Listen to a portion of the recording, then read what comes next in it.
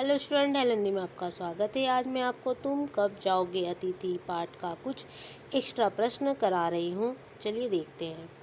तीसरे दिन पहला नंबर प्रश्न देखिए। तीसरे दिन अतिथि ने क्या कहा? उत्तर देखिए।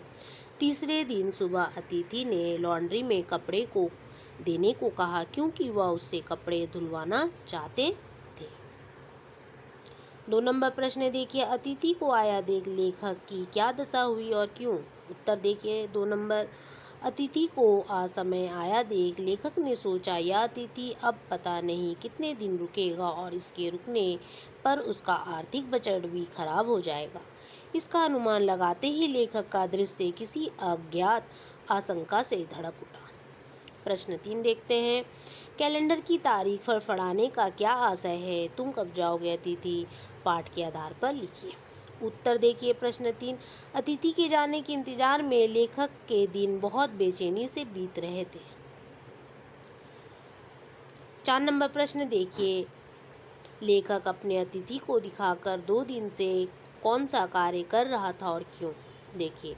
4 नंबर उत्तर, लेखक अपने अतिथि को दिखाकर 2 दिनों से तारीख बदल रहा था। ऐसा करके वह अतिथि को यह बताना चाह रहा था कि उसे यहाँ रहते हुए चौथा दिन शुरू हो गया है। तारीख देखकर शायद उसे अपने घर जाने की याद आ जाए।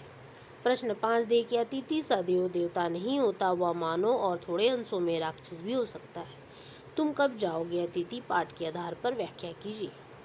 5 नंबर देखिए। यदि अतिथि थोड़ी देर तक टिकता है तो वह देवता रूप बनाए रखता है, पर फिर वह मनुष्य रूप में आ जाता है। उसका मान सम्मान होता है और ज़्यादा दिन तक टिकने पर वह राक्षस का रूप ले लेता है। तब वह राक्षस जैसा बुरा प्रतीत होता है। प्रश्न 6 देखिए। अतिथि के दूसरे दिन भी ठहर जाने के उपरांत लेखक ने किस आशा के साथ अतिथि का सत्कार किया और किस रूप में? उत्तर देखिए। 6 नंबर, अतिथि के दूसरे दिन भी ठहर जाने के उपरांत लेखक ने दोपहर के भोजन को लंच की गरिमा प्रदान की और रात्रि में सिनेमा दिखाया। लेखक ने सोचा कि इसके बाद तुरंत भावभीनी विदाई होगी। वह अतिथि को विदा करने स्टेशन तक जाएगा। इसी आशा से के साथ लेखक ने दूसरे दिन भी अतिथि का सत्कार किया। प्रश्न 7 देखिए। जब अतिथि 4 दिन तक नहीं गया, लेखक के व्यवहार में क्या क्या परिवर्तन आए? क्या यह परिवर्तन सही थे?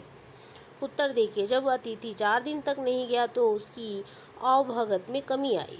लेखक के व्यवहार में परिवर्तन आ गया। सौहार्द धीरे धीरे बोरियत में बदल गया। शब्दों का लेन देन मिट गया और चर्चा विषय खत्म हो गए। बढ़िया लंच और डिनर ने खिचड़ी का स्थान ले लिया। लेखक को अतिथि थोड़ा थोड़ा राक्षस प्रतीत होने लगा। यहाँ तक कि लेखक का मन उसे गेट आउट कहने को करने लगा। अतिथि के कई दिन तक रुकने पर घर का बजट बिगड़ जाता है। महंगाई के ज़माने में जब अपना परिवार पालना कठिन होता है, तब अतिथि का खर्च उठाते उठाते मेहमान के प्रति व्यवहार में परिवर्तन आना स्वाभाविक है। प्रश्न 8 देखिए। बातचीत की उछलती गेंद चर्चा के क्षेत्र के सभी कोनों से टप्पे खाकर फिर सेंटर में आकर चुपचाप पड़ी है। तुम कब जाओगे अतिथि पाठ के आधार पर कथन का आशय स्पष्ट कीजिए। उत्तर देखिए। लेखक ने अतिथि के घर, परिवार, दोस्तों, नौकरी, राजनीति, फिल्म, साहित्य, परिवार नियोजन, महंगाई और पुरानी प्रेमिकाओं तक के विषय में काफ़ी बातें कर ली थी। अब उनके सारे विषय खत्म हो चुके थे। बातचीत रूपी गेंद विषय रूपी कमरे के सारे कोनों को छू आई थी। अब वह शांत पड़ी थी। इस सब का कारण अतिथि का लेखक के घर लंबे समय तक रुकना था। लेखक को लगने लगा था कि यदि अतिथि का मन बातों में ज़्यादा ही रम गया तो वह और जम जाएगा और फिर एक ही बात करते करते उसे बोरियत भी होने लगी थी। इसीलिए उनकी बातचीत पर विराम लगा हुआ था। यदि अतिथि समय से खुशी खुशी चला जाता तो यह स्थिति कभी उत्पन्न नहीं होती। जानकारी अच्छी लगी तो हेलो हिंदी चैनल को सब्सक्राइब करना ना भूलें। धन्यवाद।